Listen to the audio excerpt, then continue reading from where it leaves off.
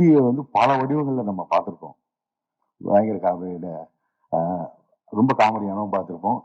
இப்போ கொஞ்சம் அந்த கருடன்லயும், இந்த விடுதலையிலும் சரி கொஞ்சம் குறைச்சு சொல்றேன்னு நினைக்காதீங்க. அதை தாண்டி அந்த கேரக்டராவே வாழ்ந்து அந்த அந்த நிக்கிற அந்த நீ ஒரு சீன் நீங்க அந்த ட்ரெய்லர் வந்துச்சு நான் அதை சொன்னா நல்லா இருக்காது.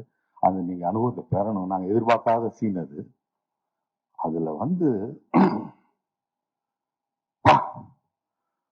பிச்சு உதறிட்டாரு.